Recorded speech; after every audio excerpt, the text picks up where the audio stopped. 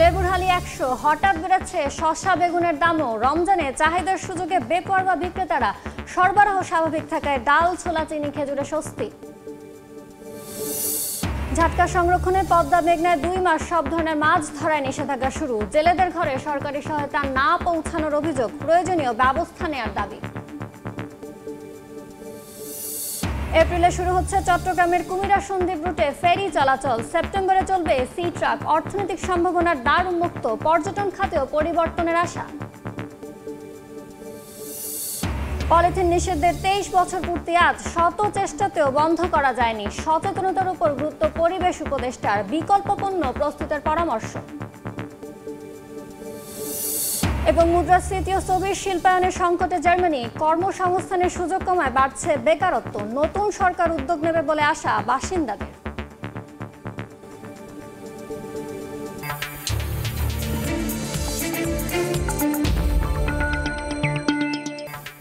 দেখছিলেন শিরোনাম। আমন্ত্রণ জানাচ্ছি দেশ ও দেশের বাইরের অর্থ বাণিজ্যের নানা খবর নিয়ে আমাদের নিয়মিত আয়োজন এই সময়ের বাণিজ্যে। আপনাদের সঙ্গে আছি আমি ইয়ানুর শিফাত। রমজানের আগে চাহিদা বাড়ার সুযোগে লেবু, শসা ও বেগুনের দাম হঠাৎ বাড়িয়ে দিয়েছেন বিক্রেতারা। রাজধানীর কারওয়ান বাজার ঘুরে দেখা যায় আকার ভেদে লেবু বিক্রি হচ্ছে 70 থেকে 200 টাকা হালি, আর শসা বিক্রি হচ্ছে 60 থেকে 150 টাকা কেজি। বেগুনের কেজি 50 থেকে 200 টাকা পর্যন্ত উঠেছে। বিক্রেতারা বলছেন হঠাৎ চাহিদা বেড়ে যাওয়ায় দাম বেড়েছে। আগামী 2-3 দিনের মধ্যে সরবরাহ বাড়লে দাম কমে আসবে বলে তাদের আশাবাদ। অযৌক্তিক দাম বাড়ার অভিযোগ এনে ক্রেতারা বলছেন বাজারে সরকারের নজরদারি বাড়াতে হবে।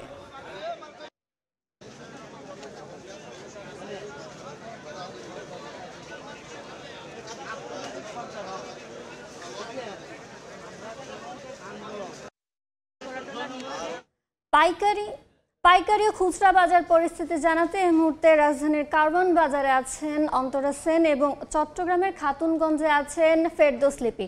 সরাসরি প্রথমে যাচ্ছি অন্তরার কাছে। উপলক্ষে বাজারে কিন্তু বেড়েছে বেচা বিক্রি। অন্যান্য দিনের তুলনায় কিন্তু ভোগ্যপণ্যের বাজারে কিন্তু ক্রেতাদের ভিড় কিন্তু বেশ চোখে পড়ার মতো। আমি এখন আছি রাজধানীর কারওয়ান বাজারের মুদির দোকানগুলোতে। সেখানে কিন্তু সকাল থেকেই আমরা খোঁজ খবর নিয়েছি, কথা বলেছি ক্রেতা বিক্রেতাদের সাথে। তারা কিন্তু বেশ সন্তোষ প্রকাশ করেছেন দ্রব্যমূল্যের দাম নিয়ে। তারা কিন্তু আমাদের জানিয়েছেন গত রমজানের থেকে এই বছর কিন্তু রমজানের আগে দাম কিন্তু বেশ সহনীয় পর্যায়ে আছে। প্রতি কেজি বেসন এখন বিক্রি হচ্ছে 100 থেকে 130 টাকা কেজিতে। এছাড়া ডাবলির ডাল, অ্যাঙ্কর ডাল 70 টাকা কেজি, মুগ ডাল 160 টাকা, ছোলার ডাল বিক্রি হচ্ছে 110 টাকা কেজিতে, ছোলা বিক্রি হচ্ছে 110 টাকায়, বুটের ডাল বিক্রি হচ্ছে 120 টাকা কেজিতে। আমরা ক্রেতাদের সাথে কথা বলেছি, তারা কিন্তু বলেছে তারা বেশ সন্তোষ প্রকাশ করেছে এবারের দাম পরিস্থিতি নিয়ে। তারা কিন্তু বলেছে যে তারা বেশ কিনতে পারছেন, তারা তাদের সাধ্যের মধ্যেই রয়েছে দ্রব্যমূল্যের দাম। সাদা অন্যান্য বারের তুলনায় কিন্তু এবার চিনির দামও কিন্তু বেশ কম বলে জানিয়েছেন বিক্রেতারা। তারা জানিয়েছেন যে সাদা চিনির দাম 120 টাকা কেজি, লাল চিনি কিন্তু বিক্রি হচ্ছে 140 থেকে 150 টাকা কেজিতে। কিন্তু দাম বেড়েছে মশলার। এলাচ মানভেদে বিক্রি হচ্ছে 5200 থেকে 7000 টাকা পর্যন্ত। ইসবগুলের ভুসি বিক্রি হচ্ছে 900 থেকে 1000 টাকা। জিরা বিক্রি হচ্ছে 650 থেকে 1000 টাকা কেজিতে। মশলার বাজার কিন্তু বেশ উত্তপ্তই বলা যায়। এছাড়া আমরা সকালে সবজির বাজারও ঘুরে দেখেছি। সবজির বাজারে কিন্তু রমজানে যে সবজিগুলো বেশি খাওয়া হয়, বেগুন, লেবু, শসা, সেগুলোর দাম কিন্তু তুলনামূলক বেশি। গেল সপ্তাহের তুলনায় প্রায় 70 থেকে 100 টাকা বেশি বলছেন ক্রেতা এবং বিক্রেতারা উভয়ই। বেগুনের দাম যেখানে গেল সপ্তাহে ছিল 30 থেকে 40 টাকা কেজি, সেখানে কিন্তু সেই বেগুন বিক্রি হচ্ছে 60 থেকে 150 টাকা কেজিতে। লেবু কিন্তু বিক্রি হচ্ছে মানভেদে, সাইজ ভেদে লেবু বিক্রি হচ্ছে 60 থেকে 200 টাকা হালিতে। পুদিনা পাতা যেখানে আগে 10 টাকা আটি ছিল, সেটা কিন্তু এখন বেড়ে গেছে, সেটা কিন্তু বেড়ে এখন 20 টাকা আটি বিক্রি হচ্ছে। শসা বিক্রি হচ্ছে 70 থেকে 150 টাকা কেজিতে, যা কিন্তু গেল যা গেল গেল সপ্তাহের তুলনায় কিন্তু বেশ বেশি। এদিকে যদি আমি আরেকটু বলে রাখি, খাসির মাংসের দাম কিন্তু তুলনামূলক বেড়েছে। 1100 টাকা ছিল গেল সপ্তাহে, এ সপ্তাহে বিক্রি হচ্ছে 1300 টাকা কেজিতে। গরুর মাংস বিক্রি হচ্ছে 780 টাকা কেজিতে। এই ছিল কারওয়ান বাজার থেকে আমার কাছে বাজারের সর্বশেষ তথ্য। এখন আমরা চলে যাচ্ছি চট্টগ্রামের বাজার পরিস্থিতি জানতে, সেখানে আছেন সহকর্মী ফেরদৌস লিপি। রমজানের শেষ মুহূর্তে কিন্তু চট্টগ্রামের খাতুনগঞ্জের পাইকারি বাজারে বেশ জমজমাট বেচাকেনা এবং পর্যাপ্ত পণ্যের সরবরাহ আমরা দেখতে পাচ্ছি। এবং এখনও দেখছেন যে বড় বড় ট্রাকে করে, কাভার্ড ভ্যানে করে কিন্তু পর্যাপ্ত যেসব বিশেষ করে পণ্য রমজানের চাহিদা রয়েছে সেসব পণ্য কিন্তু খাতুনগঞ্জে ঢুকেছে এবং শ্রমিকরা কিন্তু সেই পণ্যগুলো লোড আনলোডের কাজ করছে। এসেছেন যারা খুচরা ক্রেতা আছেন তারাও এসেছে এবং আমরা তাদের সাথে কথা বলেছি। তারা বলছেন যে রমজানে যেসব ভোগ্যপণ্যের চাহিদা থাকে সেগুলো অধিকাংশ আসলে গত 1 মাস 2 মাসের তুলনায় কিন্তু আজকে যে দাম সেটা কমেছে। বিশেষ করে আপনি জানেন যে ছোলার একটা পর্যাপ্ত চাহিদা কিন্তু এই মাসে থাকে, রমজান মাসে, এবং সেই ছোলার দামও আমরা দেখেছি 2 থেকে 5 টাকা কেজি প্রতি কমেছে। আজকে খাতুনগঞ্জে পাইকারি পর্যায়ে ছোলা বিক্রি হচ্ছে 90 থেকে 105 টাকা করে। এবং আমরা দেখেছি যে অন্যান্য যেসব ডাল আছে সেসব ডালের দামও কিন্তু কমতির দিকে। আর পর্যাপ্ত পেঁয়াজ আমদানি হওয়ায় আপনারা দেখছেন যে ট্রাকে ট্রাকে কিন্তু পেঁয়াজ ঢুকেছে খাতুনগঞ্জে। সে কারণে এই যে পেঁয়াজের দাম আজকে বর্তমানে আমরা দেখেছি যে দেশীয় যে পেঁয়াজ সেগুলো কিন্তু 40 থেকে 45 টাকা দরে বিক্রি হচ্ছে এবং ভারতীয় পেঁয়াজ কিন্তু 55 থেকে 60 টাকা বিক্রি হচ্ছে। একইভাবে দেখেছি যে চিনি পর্যাপ্ত সরবরাহ আছে বলে আমাদেরকে এখানে যারা পাইকারি ব্যবসায়ীরা আছেন তারা জানিয়েছেন এবং চিনির দামও কিন্তু গত কয়েক মাসের তুলনায় কমেছে এবং বর্তমানে চিনি বিক্রি হচ্ছে 115 টাকা কেজি, যেটা আসলে মাসখানিক আগেও ছিল 123 টাকা। এইভাবে দেখেছি কিন্তু সয়াবিন তেলের ক্ষেত্রে এখনও কিছুটা সরবরাহ কম পাচ্ছেন বলে এখানে যারা বিক্রেতারা আছেন সেটা জানিয়েছেন। অর্থাৎ দেখা গেছে যে গত কয়েক মাসের তুলনায় কিন্তু এইসব পণ্যের কিন্তু ব্যাপক আমদানি কিন্তু চট্টগ্রাম বন্দর দিয়ে হয়েছে, তার প্রভাবটা পড়ছে বলে এখানকার ব্যবসায়ীরা দাবি করছেন। তো এই ছিল আমার কাছে এখনো পর্যন্ত খাতুনগঞ্জ থেকে সর্বশেষ। রমজানের আগে আগে নিত্য পণ্যের বাজার পরিস্থিতি নিয়ে জানাচ্ছিলেন রিপোর্টার অন্তরা সেন ও ফেরদৌস লিপি। দর্শক, অর্থ বাণিজ্যের পাশাপাশি আজ আমরা আলোচনা করব রমজান শুরুর আগে নিত্য পণ্যের বাজার নিয়ে। আর এ নিয়ে আমাদের সঙ্গে কথা বলতে স্টুডিওতে উপস্থিত আছেন কৃষি অর্থনীতিবিদ অধ্যাপক ডক্টর জাহাঙ্গীর আলম। স্যার, এই সময়ের বাণিজ্যে আপনাকে স্বাগত। আমরা যেমনটা দেখছিলাম, আমাদের সহকর্মীরা লাইভে যেমনটা বলছিলেন যে রমজানের শুরুর আগে আমরা বেশ কিছু পণ্যের বাড়তি দাম দেখতে পাচ্ছি বাজারে। এর কারণ কেন? আমরা প্রায় সময় কিন্তু এমনটা দেখতে পাই রমজানের আগে আগে।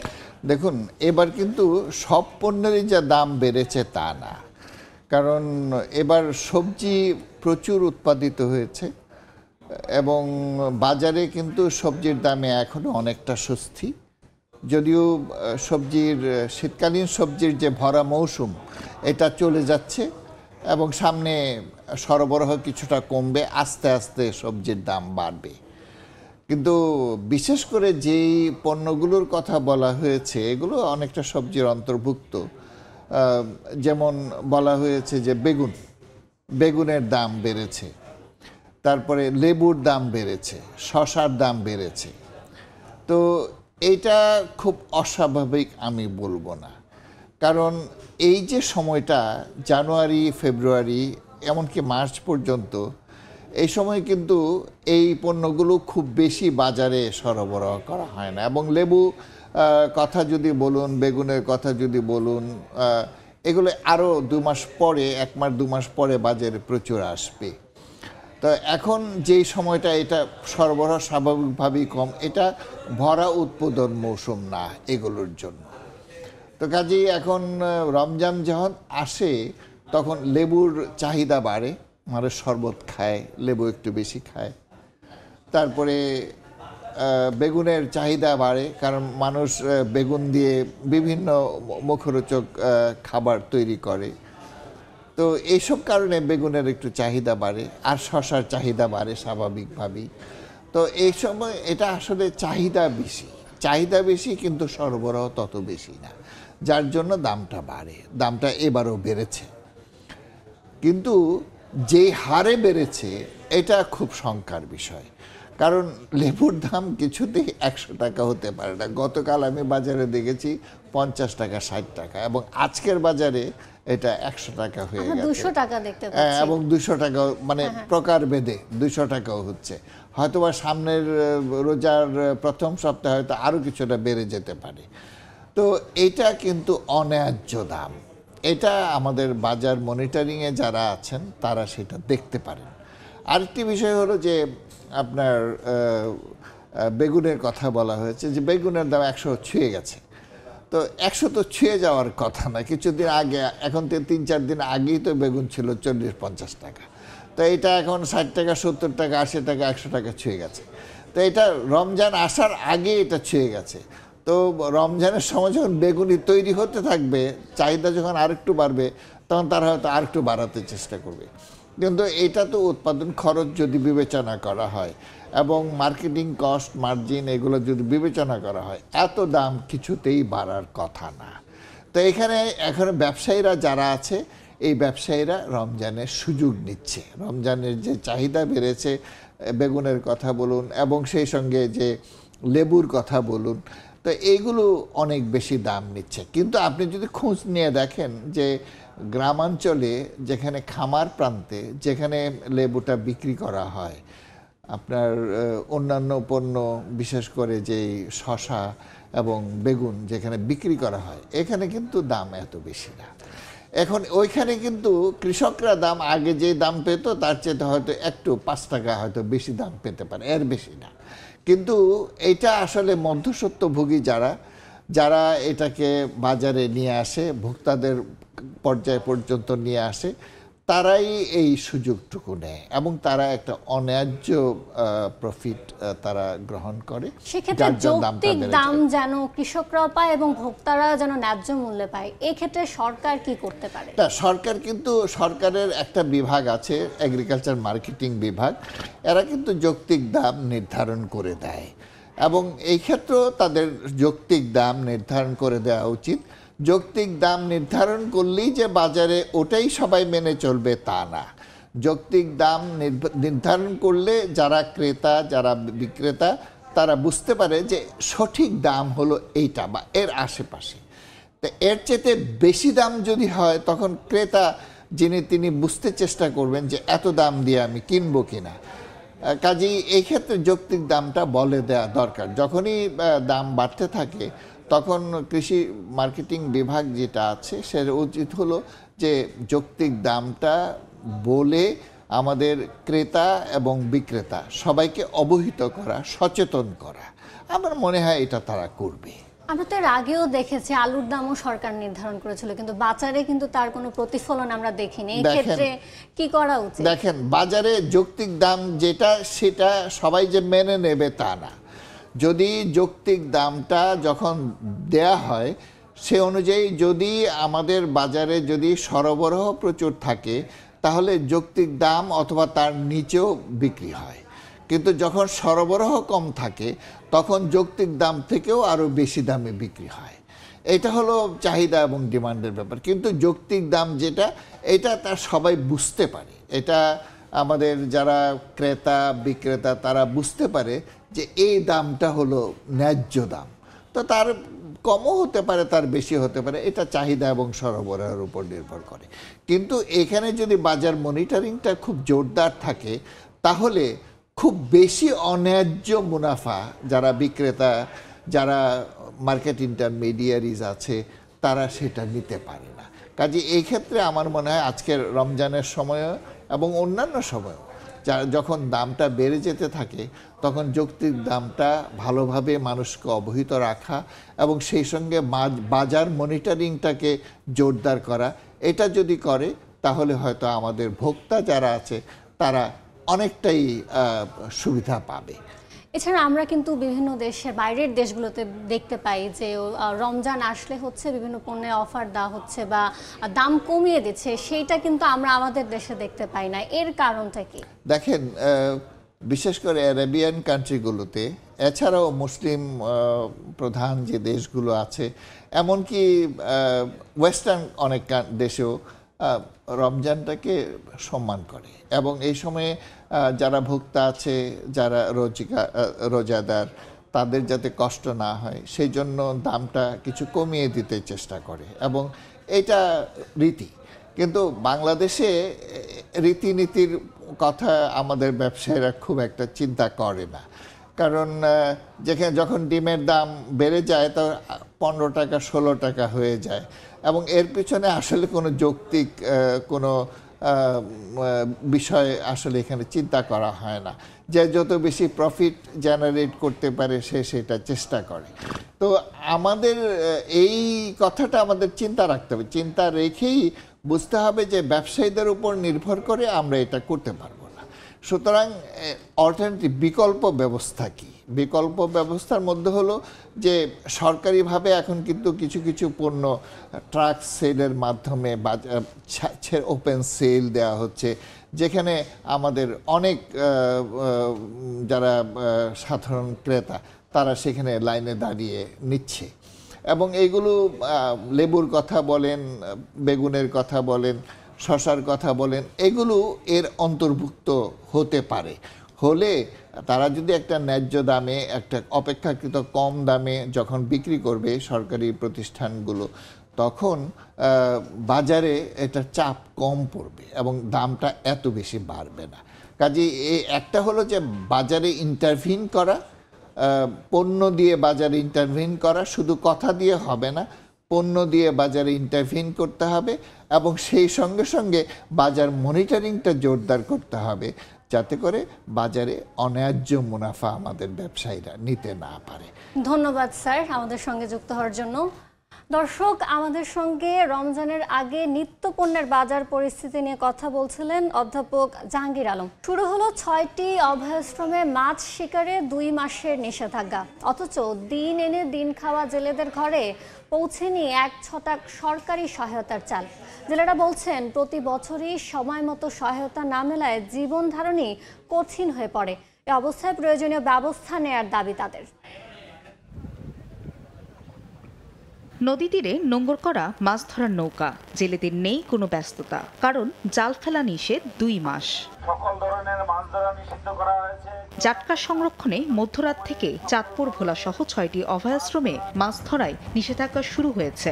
এজন্য শনিবার সকাল থেকে পদ্মা, মেঘনা সহ বিভিন্ন নদ নদীর পয়েন্টে টহল দেয় কোস্টগার্ড, নৌপুলিশ ও জেলা প্রশাসন। এ সময় কোনো জেলেকে নদীতে জাল ফেলতে দেখা যায়নি। আইন অমান্যকারীদের বিরুদ্ধে আমরা কঠোর ব্যবস্থা নেব এবং তাদেরকে গ্রেপ্তার করে জেলে সোপর্দ করব। কিন্তু অভিযানের শুরুতেই সরকারি সহায়তার চাল না পেয়ে হতাশ জেলেরা। রমজান লই অভিযানটা হচ্ছে, এবার অভিযানে যদি চালটা ঠিক মতো না দেয় আমাকে রমজান মাস চলতে অনেক কষ্ট হইব। এনে ছেলেমেয়ের পড়ালেখা আছে, আমাকে যদি সরকার কিছু টাকা দিত তাহলে আমাকে খুব একটা ভালো হইতো। মৎস্য বিভাগ বলছে নিবন্ধিত জেলেদের মাঝে শীঘ্রই 40 কেজি ভিজিএফ এর চাল বিতরণ করা হবে। জেলেদের জন্য ভিজিএফ আসছে, সেটা আমরা ইতিমধ্যে বিতরণ শুরু করব এবং আশা করি আগামী 10 দিনের মধ্যে এটা জেলেদের হাতে পৌঁছে দিব। ইউনিয়ন পরিষদের চাল ইতিমধ্যে পৌঁছে গেছে, আশা করি আজকে থেকেই বিতরণ শুরু হবে। 1 মার্চ শুরু হওয়া মাছ ধরায় নিষেধাজ্ঞা চলবে 30 এপ্রিল পর্যন্ত। ফাহরিয়া ফারজানা, সময় সংবাদ। ঝাটকা ধরা নিষেধাজ্ঞার আরও খবর জানাতে পটুয়াখালী থেকে সরাসরি যুক্ত হচ্ছেন সহকর্মী মনির হোসেন বাদল। সরাসরি যাচ্ছে সেখানে। মাছের উৎপাদন বাড়াতে পটুয়াখালী জেলার যে চররুস্তম রয়েছে এবং ভোলার বেদুরিয়া, এই 100 কিলোমিটার পর্যন্ত কিন্তু একটি অভয়াশ্রম রয়েছে। এছাড়া কিন্তু দেশের আরো 5টি অভয়াশ্রম রয়েছে। মোট 6টি অভয়াশ্রমে কিন্তু 1 মার্চ থেকে 30 এপ্রিল এই 2 মাস মাছ ধরা বন্ধ করেছে সরকার। এই 2 মাস আসলে মাছ ধরা বন্ধ হওয়ার কারণে হচ্ছে যে আপনি জানেন যে 13 অক্টোবর থেকে 3রা নভেম্বর এই 22 দিন ছিল ইলিশের প্রজনন মৌসুম। এই ইলিশের প্রজনন মৌসুম মৌসুমে কিন্তু নোনা পানি থেকে ইলিশ মাছ কিন্তু মিষ্টি পানিতে ডিম ছাড়তে আসে, আর যখন ডিম ছাড়া হয়ে যায় তখন তারা আবার সমুদ্রে ফিরে যায়। আর এই সময় যে ছোট ছোট যে জাটকা ইলিশগুলো রয়েছে, এই জাটকা ইলিশগুলো কিন্তু এখন আস্তে আস্তে বড় হতে যাচ্ছে এই 6টি অভয়াশ্রমে। আর এই 6টি অভয়াশ্রমে যাতে ইলিশ মাছ বড় হয় এবং উৎপাদন অন্যান্য মাছের উৎপাদন বৃদ্ধি পায়, এজন্যই কিন্তু সরকার দেশের মোট 6টি অভয়াশ্রমে সকল ধরনের মাছ ধরা বন্ধ করেছে সরকার। এই যে পটুয়াখালী জেলা তেঁতুলিয়া নদী, পায়রা নদীতে সকল জায়গায় কিন্তু আজ রাত 12টার পর থেকে মাছ ধরা বন্ধ রয়েছে। এই সময় কোনো অসাধু জেলে যাতে নদীতে মাছ ধরতে না পারে সেজন্য প্রশাসনের তরফ থেকে নেওয়া হয়েছে কঠোর নিরাপত্তা এবং নিরচ্ছন্ন ব্যবস্থা। আজকে কিন্তু রাত 12টার পর থেকে কিন্তু তেঁতুলিয়া নদী, পায়রা নদীতে কিন্তু জেলা মৎস্য বিভাগ, পুলিশ প্রশাসন, কোস্টগার্ড, নৌবাহিনী এরা কিন্তু অভিযান পরিচালনা করেছে। এখন পর্যন্ত আমাদের জানা মতে কোনো অসাধু জেলেকে কিন্তু নদীতে মাছ ধরতে দেখা যায়নি। তবে এই 2 মাস যদি সরকার কঠোরভাবে নদীতে নিরাপত্তা দিতে পারে এবং জেলেরা যদি মাছ ধরা থেকে বিরত থাকে, তাহলে আগামীতে প্রচুর পরিমাণ ইলিশ সহ অন্যান্য মাছ কিন্তু নদীতে ধরা পড়বে। পটুয়াখালী জেলায় কিন্তু প্রায় 1 লক্ষেরও বেশি জেলে রয়েছে, এর ভিতর নিবন্ধিত জেলে রয়েছে ৬৭,২৫০ জন। আর এই 2 মাস যাতে কোনো জেলে মাছ না ধরে সেজন্য ৬৫,০০০ জেলেকে এই 2 মাস 40 কেজি করে 80 কেজি চাল সহযোগিতা দেবে সরকার। এই ছিল পটুয়াখালী থেকে আমার কাছে মাছের সর্বশেষ খবর। সরাসরি যুক্ত ছিলাম পটুয়াখালীতে। আগামী মাস থেকে শুরু হতে যাচ্ছে চট্টগ্রামের কুমিরা সন্দ্বীপ রুটে ফেরি চলাচল। সেপ্টেম্বর থেকে চলবে সি ট্রাক। প্রথমবারের মতো ফেরি সার্ভিস চালুর মাধ্যমে সন্দ্বীপ যাতায়াতে যুগান্তকারী পরিবর্তন যেমন হবে, তেমনি অর্থনৈতিক সম্ভাবনার দ্বার উন্মুক্ত হবে, এমন প্রত্যাশা নৌ পরিবহন মন্ত্রণালয়ের। যাতায়াত ব্যবস্থা সহজ ও নিরাপদ হলে পর্যটন খাতেও আমূল পরিবর্তন আসবে বলে প্রত্যাশা সংশ্লিষ্টদের। আশরাফুল আলম মামুনের ছবিতে বিস্তারিত জানাচ্ছেন পার্থ প্রতিম বিশ্বাস। দ্রুতগতিতে সীতাকুণ্ডের বাঁশবাড়িয়া ও সন্দ্বীপের গুপ্তছড়া প্রান্তে চলছে ফেরির ঘাট নির্মাণের তোড়জোড়। চলছে সমুদ্র পর্যন্ত ড্রেজিং, জেটি ও টার্মিনাল নির্মাণের কাজ। চট্টগ্রামের একমাত্র দ্বীপ জনপদ সন্দ্বীপ। এখনো গড়ে ওঠেনি 24 ঘন্টার নিরাপদ যাতায়াত ব্যবস্থা। বঙ্গোপসাগরে সন্দ্বীপ চ্যানেল, অনেকটা ঝুঁকি নিয়ে ট্রলার, স্পিডবোটে পাড়ি দেন দ্বীপের মানুষ। 4 লাখ জনসংখ্যার দ্বীপটিতে যাতায়াতে এর বাইরে আর কোনো রুট নেই। তবে দ্বীপবাসীর জন্য আশার আলো হয়ে দেখা দিয়েছে ফেরি চলাচলের সরকারি উদ্যোগ। ভ্রমণ নিরাপদ ও সহজ করতে ফেরি সার্ভিস শুরুর উদ্যোগ নেওয়া হয়। আগামী মার্চে এ সার্ভিস শুরু করতে চায় কর্তৃপক্ষ। প্রাথমিকভাবে পুরনো ফেরি দিয়ে শুরু হবে চলাচল, পরে এই রুটের জন্য বিশেষভাবে ফেরি তৈরির পরিকল্পনা রয়েছে। অর্ডার অলরেডি হয়ে গেছে, ফেরির কাজও চলতেছে। আমাদের কাছে বর্তমানে যে ফেরিগুলো আছে, 6টা ফেরি আছে, আমরা চেষ্টা করব মানে সেই ফেরি সেখান থেকে একটা ফেরি দিয়ে চালানোর জন্য। প্রায় 17 কিলোমিটারের চ্যানেলে ফেরি চালানোর আগে যথাযথ সমীক্ষা জরুরি। বিআইডব্লিউটিএ বলছে বছর শেষে ফেরির পাশাপাশি সি ট্রাক যোগ করা হবে। টেম্পোরারি ঘাট যেহেতু আমরা নির্মাণ করেছি, টেম্পোরারি আমরা কিছু ফেরি ইনল্যান্ড রুটে যেগুলো চলাচল করে সেগুলোকে নিয়ে আসবো, কিন্তু নিরাপত্তার বিষয়টা আমাদের খেয়াল রাখতে হবে। নিরাপত্তা যদি নিশ্চিত করতে না পারি সেই ক্ষেত্রে ফেরি চলাচল করে। ফেরি সার্ভিস চালু ও যাতায়াত ব্যবস্থা সহজ হলে সন্দ্বীপে পর্যটন শিল্প বিকশিত হবে বলে মনে করেন সংশ্লিষ্টরা। আরও সুন্দর হলে যে পর্যটকরা আসতে থাকবে। আমাদের এই কোম্পানির একটা ইচ্ছা আছে ভবিষ্যতে ইন ফিউচার আমরা এখানে পর্যটন থাকার জন্য আমরা কটেজ করব। আগামী 10 তারিখের পর থেকে ফেরি সার্ভিস চালু হবে। এটা তো স্বাভাবিকভাবে আমরা চাইবো যে এটাও একটা পর্যটন শিল্পে পরিণত হোক। সন্দ্বীপ নৌ রুটে দুর্ঘটনায় গত 8 বছরে 23 জনের মৃত্যু হয়েছে। সন্দ্বীপে প্রতিদিন যাতায়াত করে 4000 মানুষ। পার্থ প্রতিম বিশ্বাস, সময় সংবাদ, চট্টগ্রাম। রাঙ্গামাটি শহরের প্রবেশমুখী উন্মুক্ত স্থানে ফেলা হচ্ছে আবর্জনা। এতে দূষিত হচ্ছে পরিবেশ, নদী ও কাপ্তাই হ্রদের পানি। দ্রুত আধুনিক বর্জ্য ব্যবস্থাপনা চালুর দাবি পরিবেশ কর্মীদের। সমস্যার সমাধানে ব্যবস্থা নেওয়ার আশ্বাস পৌর প্রশাসকের। হেফাজত সবুজের পাঠানো তথ্য ও রাজীব দাস মুন্নার ছবি নিয়ে রিপোর্ট। সড়কের পাশেই ফেলা হচ্ছে আবর্জনা, ছড়িয়ে পড়ছে আশপাশে। পাহাড়ি ঢাল দিয়ে এসব বর্জ্য মিশছে ঝিরি ও নদীর পানিতে। রাঙামাটি শহরের প্রবেশ মুখে পৌরসভার সব বর্জ্য ফেলছে পৌর কর্তৃপক্ষ।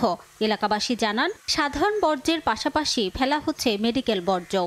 এসব আবর্জনার কারণে দূষিত হচ্ছে পরিবেশ, নদী ও কাপ্তাই হ্রদের পানি। দ্রুত আধুনিক বর্জ্য ব্যবস্থাপনা চালুর দাবি পরিবেশ কর্মীদের। এই আবর্জনাগুলো আমাদের এখানে ফেলাতে আমাদের এই এলাকাবাসী অত্যন্ত অসহায় জীবন যাপন করছে। ময়লাগুলি আমাদের বাইজে একেবারে গা হাত চলে যায়। পুরাতন সিরিজ এখানে ফুটে আজকে আমার অনেক টাকা গেছে। এই ময়লাগুলা বর্ষার পানিতে ভাসে আসে রাঙামাটি শহরের এই আমাদের লেকটাকে কাপ্তাই লেকটাকে মারাত্মকভাবে দূষিত করে। একটা উন্মুক্ত স্থানে একটা সভ্য সমাজে এভাবে ময়লা ফেলার নজির পৃথিবীর কোথাও আছে বলে আমার মনে হয় না। সমস্যা সমাধানে ব্যবস্থা নেওয়ার আশ্বাস পৌর প্রশাসকের। এখানে একটা সমস্যা আছে ময়লা আবর্জনার, আমরা চেষ্টা করছি বিকল্প জায়গা দেখতে যেখান থেকে ময়লা আবর্জনার গন্ধ পর্যটকদের কাছে যাবে না এবং শহরটাও সুন্দর হবে। কর্তৃপক্ষের তথ্য মতে রাঙামাটি পৌরসভা থেকে দৈনিক ৪৫ মেট্রিক টন বর্জ্য অপসারণ করা হয়। সময় সংবাদ, রাঙামাটি। নিষিদ্ধের আদেশ জারির ২৩ বছরেরও দেশে বন্ধ করা যায়নি পলিথিনের ব্যবহার, বরং বাড়ছে প্লাস্টিক কারখানার সংখ্যা। ব্যবহারকারীরা বলছেন, সহজলভ্য ও স্বল্প মূল্যের বিকল্প তৈরি না হলে অভিযান দিয়ে বন্ধ করা যাবে না পলিথিন। তবে পরিবেশ উপদেষ্টা বলছেন, মানুষ যত সচেতন হবে তত কমবে ক্ষতিকর পণ্যের ব্যবহার। এদিকে জুৎসই বিকল্প পণ্য প্রস্তুত ও বাজারজাতকরণে সরকারকে নীতি ও আর্থিক সহায়তা নিয়ে উদ্যোক্তাদের পাশে দাঁড়ানোর পরামর্শ দিচ্ছেন পরিবেশবিদরা। ২০০২ সালের ১লা মার্চ আইন করে পলিথিনের ব্যাগ উৎপাদন, বিপণন ও ব্যবহার নিষিদ্ধ করে বাংলাদেশ। এরপর কেটে গেছে ২ দশকেরও বেশি সময়। ২০১০ সালে আরেকটি আইন করা হলেও কাজে আসেনি তাও, বরং বছর বছর বাড়ছে প্লাস্টিক কারখানার সংখ্যাও। উৎপাদন পর্যায়ে অভিযানটা শুরু হবে ১লা নভেম্বর থেকে। আগস্টে অন্তর্বর্তী সরকার দায়িত্ব নেওয়ার পর আবারও কঠোর অবস্থান নেয় সরকার। অক্টোবর থেকে সুপার শপে বন্ধ করা হয় পলিথিনের ব্যবহার। গত বছরের নভেম্বর মাসে খোলা বাজারে এরকম নিষিদ্ধ পলিথিন ব্যবহার বন্ধের কথা জানিয়েছিল সরকার। সে সময় এসব দোকানে নানা বিকল্প পণ্য দেখা গেলেও বর্তমানে অবস্থা ঠিক আগের মতোই। এর কারণ হিসাবে ব্যবহারকারীরা বলছেন, বাজারে জুৎসই বিকল্প না থাকা। টিস্যু ব্যাগে আমি 1 কেজি 1.5 কেজি মাল দিতে পারি না, পলিথিনে আপনার 5 কেজি 7 কেজি মাল দেওয়া যায়। কয়েছে বিকল্প না একটা কাজ দিব, হেরো আর হইল না আমাগো। আমরা কি করি যে জিনিসটা না পাওয়ার কারণে আমরা পলিথিনের রাস্তায় আবার যাইতে হয়েছে। অল্টারনেটিভ কিছু না করে কোনো জিনিসের রেজাল্ট আসবে না। গত ৩রা নভেম্বর থেকে ১৩ই ফেব্রুয়ারি পর্যন্ত সরকারি অভিযানে জব্দ করা হয়েছে ১.৫ লাখ টন পলিথিন। ৪৮ লাখ টাকা জরিমানা আদায় ও সিলগালা করে দেওয়া হয়েছে ১১টি পলিথিন কারখানা। ক্ষতিকর পণ্যের ব্যবহার বন্ধে আইন অভিযানের চেয়ে মানুষের সচেতনতা বৃদ্ধির উপর বেশি আস্থা রাখছেন পরিবেশ উপদেষ্টা। ধরেন যদি এটাই মনে হয় যে অনেক জায়গাতেই পলিথিন কমেনি, তাহলে ঠিক আছে, সরকার কমাতে পারেনি, কিন্তু আপনি যখন বাজারে যান, আপনি কি নিজের চটের ব্যাগটা নিয়ে যান কিনা?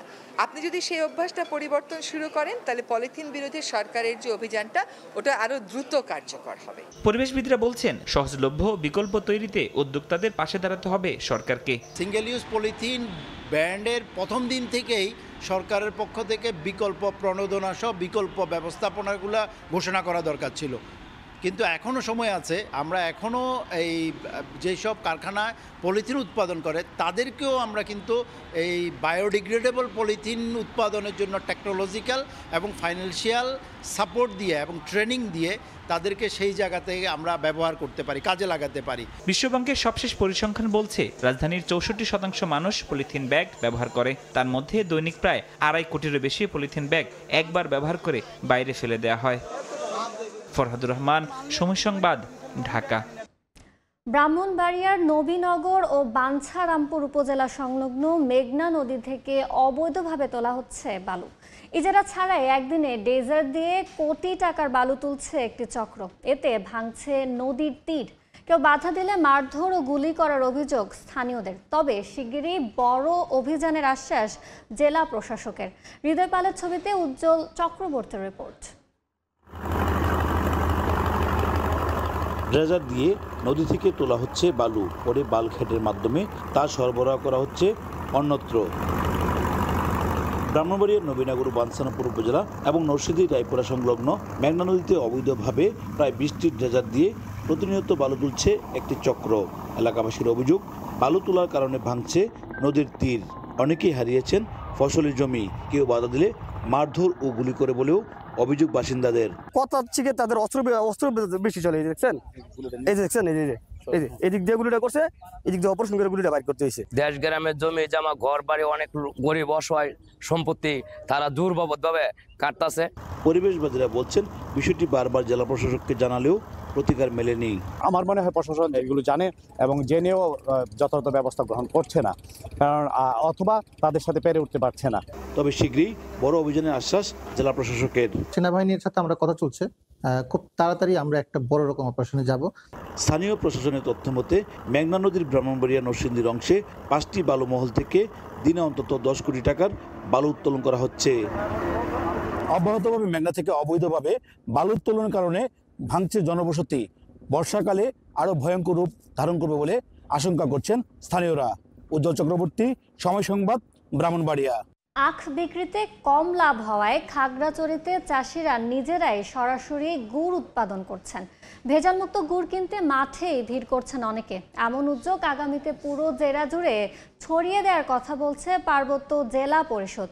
জিতেন বড়ুয়ার তথ্য ও ছবিতে প্রতিবেদন। ক্ষেত থেকে আখ সংগ্রহ করে স্তূপ করে রাখছেন কৃষকরা। সেই আখ যন্ত্রের সাহায্যে মাড়াই করে প্রথমে রস সংগ্রহ করা হচ্ছে। রস আগুনে জাল দিয়ে তৈরি করা হচ্ছে গুড়। খাগড়াছড়ি জেলা সদরের কমলছড়ি গ্রামে চলছে এই কর্মযজ্ঞ। গুড় উৎপাদন করে বাজারজাত করছেন কমলছড়ি গ্রামের চাষিরা। খাঁটি এসব গুড় 300 টাকা কেজি দরে বিক্রি করা হচ্ছে। ভেজাল মুক্ত এই গুড় কিনতে মাঠেই ভিড় করছেন অনেকে। এখানকার গুড়গুলো নির্ভেজাল, পরিষ্কার পরিচ্ছন্নভাবে বানায়।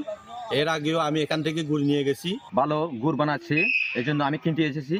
গুড়গুলো দেখতেছি এখন সুন্দরভাবে পরিষ্কার পরিচ্ছন্নভাবে তৈরি করছে। গুড়টা খুবই উন্নত মানের এবং সুস্বাদু। তবে গুড় তৈরি হয় আজকে প্রথম হচ্ছে, আমি দেখলাম এখানে এসে খুবই পরিষ্কার পরিচ্ছন্ন করে হচ্ছে বানানো হয়েছে। গুড়গুলো মান খুব ভালো এবং চাহিদাও বেশি। এভাবে যদি গুড় মাড়াই করে গুড় উৎপাদন করে বিক্রি করে তাহলে এই এলাকার লোকজন অনেক লাভবান হবে। উদ্যোগগুলো প্রশংসনীয়।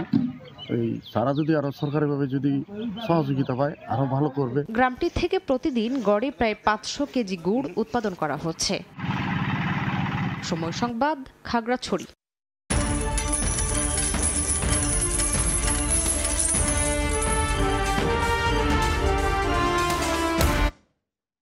বিশ্ববাজারে গত মাসে অপরিশোধিত জ্বালানি তেলের দাম খানিকটা কমলেও ব্যাপকভাবে বেড়েছে প্রাকৃতিক গ্যাসের দাম। গ্যাসোলিনের দামও ছিল ঊর্ধ্বমুখী। কয়লার দাম কমলেও বেড়েছে প্রোপেনের দাম। 28 ফেব্রুয়ারি বিশ্ববাজারে প্রতি ব্যারেল অপরিশোধিত জ্বালানি তেল ওয়েস্ট টেক্সাস ইন্টারমিডিয়েট বিক্রি হয়েছে $69.76। এক মাসের হিসাবে এই জ্বালানির দাম কমেছে 3.94%। দাম কমতির কারণ হিসেবে ইউক্রেন যুক্তরাষ্ট্রের মধ্যকার নতুন উত্তেজনাকে দায়ী করা হচ্ছে। গেল মাসে 3.7% কমেছে ব্রেন্ট ক্রুডের দাম। বর্তমানে বিক্রি হচ্ছে $72.81। এক বছর আগের তুলনায় যা 10.31% কম। কয়লার দামও কমেছে গেল মাসে। এক মাসে প্রায় 13% দাম কমে বর্তমানে প্রতি মেট্রিক টন বিক্রি হচ্ছে $100। তবে গেল মাসে বেড়ে গেছে প্রাকৃতিক গ্যাসের দাম। এক মাসে প্রায় 21% বেড়ে বর্তমানে প্রতি MMBTU প্রাকৃতিক গ্যাস বিক্রি হচ্ছে $3.83। এ সময় গ্যাসোলিনের দাম বেড়েছে 9.54%। প্রতি গ্যালনের বর্তমান দাম পড়ছে $2.23। বিশ্ববাজারে প্রোপেনের দামও বেড়েছে। প্রতি গ্যালন বিক্রি হচ্ছে 93 সেন্টে। এক মাস আগের তুলনায় যা 3.4% বেশি। কামরুল হাসান সবুজ, সময় সংবাদ। মুদ্রাস্ফীতি ও স্থবির শিল্পায়নের সংকট থেকে বের হতে পারছে না জার্মানি। একই সঙ্গে কর্মসংস্থানের সুযোগ কমে যাওয়ায় বেকারত্ব বেড়েই চলছে। তবে অর্থনীতির এই সংকট আরও গভীর হওয়ার আগে দেশটির নবনির্বাচিত সরকার পদক্ষেপ নেবে এমন প্রত্যাশা বাসিন্দাদের। জার্মানি থেকে আরও জানাচ্ছেন বিটু বড়ুয়া। গেল বছরের মাঝামাঝি সময় থেকেই কর্মহীনের সংখ্যা আশঙ্কাজনকভাবে বেড়েই চলেছে জার্মানিতে। সেই সঙ্গে অবিশ্বাস্য হারে কমেছে কর্মসংস্থানের সুযোগও। অর্থনীতিবিদরা বলছেন, নতুন করে শিল্পায়ন না হওয়া, পুরনো শিল্প প্রতিষ্ঠান বন্ধ, উৎপাদন কমে যাওয়া এবং রফতানিতে ধস নামায় জার্মানির অর্থনীতির রুগ্নদশা কাটছে না। দেশটির কেন্দ্রীয় কর্মসংস্থান সংস্থা বুন্ডেসআগেন্টুর ফর আরবাইটের সভাপতিমণ্ডলীর সদস্য ড্যানিয়েল ট্যাক্সেনবার্গ জানান, চলতি বছরের ফেব্রুয়ারির শুরুতেই দেশ জুড়ে বেকারত্বের হার যেমন ছিল এখনো তেমনটাই রয়ে গেছে। তিনি আরো জানান, দেশটির 16টি অঙ্গরাজ্যে কর্মহীনের সংখ্যা প্রায় 30 লাখ। দেশটির বর্তমান পরিস্থিতিকে 2015 সালের বেকারত্বের হারের সঙ্গে তুলনা করেন ট্যাক্সেনবার্গ। জার্মানির কর্মসংস্থান ব্যুরোর তথ্য মতে, জার্মানির ক্ষুদ্র, মাঝারি ও ভারী শিল্পের সঙ্গে জড়িত কর্মীদের বড় একটি অংশ চাকরি ছাড়তে বাধ্য হয়েছেন। অনেকে আবার যোগ দিয়েছেন খণ্ডকালীন চাকরিতে। শিল্পায়নের স্থবিরতা, রফতানি পণ্যের উৎপাদন কমে যাওয়া, জ্বালানি শক্তির আকাশচুম্বী দাম ও মুদ্রাস্ফীতির কারণেই চাকরির বাজারের পরিসর কমে আসছে বলে জানান বিশেষজ্ঞরা। সাধারণ কর্মীদের পাশাপাশি বিশেষ কাজে দক্ষ কর্মীরাও চাকরি হারাচ্ছেন বলে জানান তারা। বিশেষ করে দেশটির গাড়ি নির্মাণ খাতে চাকরি হারানো শ্রমিকের সংখ্যা এরই মধ্যে 20% ছাড়িয়েছে বলে জানা যায়।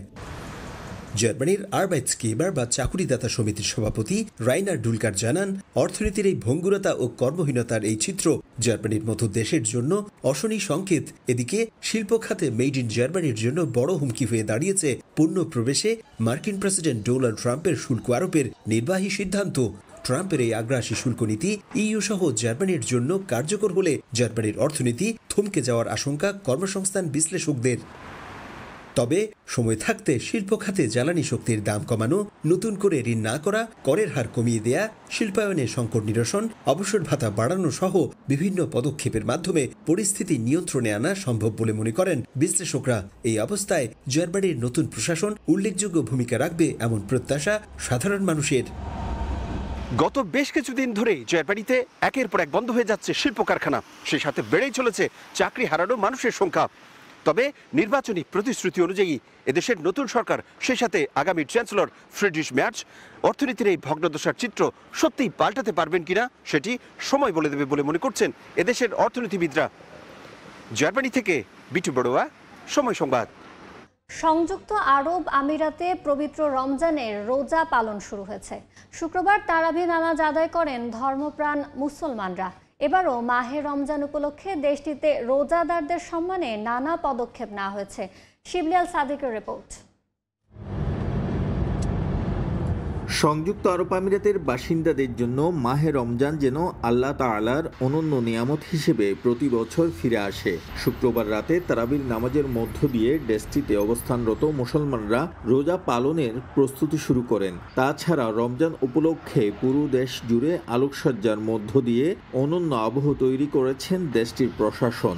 মসজিদ থেকে শুরু করে রাস্তা, দালান কোঠা সব জায়গায় আলোকসজ্জার মাধ্যমে আনা হয়েছে পবিত্র মাহে রমজানের ছাপ। এবছর চাঁদ দেখার জন্য সংযুক্ত আরব আমিরাত বিশেষ প্রযুক্তির সহায়তা নিয়েছে। আধুনিক ড্রোন ও কৃত্রিম বুদ্ধিমত্তা ব্যবহার করে চাঁদ পর্যবেক্ষণ করা হয়েছে, যাতে সঠিক সময় ও অবস্থান নিশ্চিত করা যায়। যদিও এই প্রযুক্তি ব্যবহারের নির্দিষ্ট ফলাফল এখনও প্রকাশ করা হয়নি, তবে এটি চাঁদ দেখা সংক্রান্ত সিদ্ধান্তে নতুন মাত্রা যোগ করেছে বলে মনে করছেন বিশেষজ্ঞরা। রমজান উপলক্ষে সংযুক্ত আরব আমিরাতের বাজার ও শপিং মলগুলোতে শুরু হয়েছে বিশেষ মূল্য ছাড়। নিত্য প্রয়োজনীয় পণ্যে 50 থেকে 75% পর্যন্ত ছাড় ঘোষণা করা হয়েছে, যাতে ক্রেতারা সহজে রমজানের কেনাকাটা করতে পারেন। প্রত্যেক দোকানে গেলে রমজান মাসে আমরা শুধু অফার দেখি, যে প্রতিটি যে কম্পিটিশন ব্যবসার মধ্যে এখানে তারা রমজান মাসে কখনো সেটা বাড়ায় না, সেটা আমরা কখনো এখানে দেখি না। যে মূল্য নির্ধারণ করা হয়, এটার জন্য অবশ্যই আমরা যারা প্রবাসী আছে, যেখানে এখানে ফরেনার্স আছে, সবাই এই মূল্য ছাড়টা উপভোগ করে। এছাড়াও রমজান মাসে অফিস ও সরকারি প্রতিষ্ঠানে সময়সূচিতে পরিবর্তন আনা হয়েছে। সরকারি কর্মচারীদের জন্য কাজের সময় কমিয়ে আনা হয়েছে, যাতে তারা ইবাদতের জন্য আরও বেশি সময় পান। এদিকে রমজান উপলক্ষে প্রতি বছরের মতো এবারও দেশটির প্রেসিডেন্ট 1250 কারাবন্দীকে মুক্তি দেওয়ার সিদ্ধান্ত নিয়েছে। বিশেষ করে মাহে রমজানে মানুষের প্রতি মানবিক হয়ে ওঠার জন্য দেশটির প্রশাসন কঠোর দিক নির্দেশনা দিয়ে থাকে এই মাসে। সরকারি উদ্যোগে বিনামূল্যে দেশটির বিভিন্ন শহরে উল্লেখযোগ্য জায়গাগুলোতে প্রতিদিন বিনামূল্যে ইফতার এবং খাদ্যদ্রব্য বন্টন করা হয়ে থাকে। শিবলাল সাদিক, সময় সংবাদ। এই পর্যায়ে শীর্ষ সংবাদগুলো জানিয়ে দিচ্ছে আরেকবার। লেবুরহালি 100, হঠাৎ বেড়েছে শসা বেগুনের দামও। রমজানে চাহিদার সুযোগে বেপরোয়া বিক্রেতারা। সরবরাহ স্বাভাবিক থাকায় ডাল, ছোলা, চিনি, খেজুরে স্বস্তি। ঝাটকা সংরক্ষণে পদ্মা মেঘনার 2 মাস সব ধরনের মাছ ধরা নিষেধাজ্ঞা শুরু। জেলেদের ঘরে সরকারি সহায়তা না পৌঁছানোর অভিযোগ, প্রয়োজনীয় ব্যবস্থা নেয়ার দাবি। এবং এপ্রিলে শুরু হচ্ছে চট্টগ্রামের কুমিরা সন্দ্বীপ রুটে ফেরি চলাচল। সেপ্টেম্বরে চলবে সি ট্রাক। অর্থনৈতিক সম্ভাবনার দ্বার উন্মুক্ত। পর্যটন খাতেও পরিবর্তনের আশা।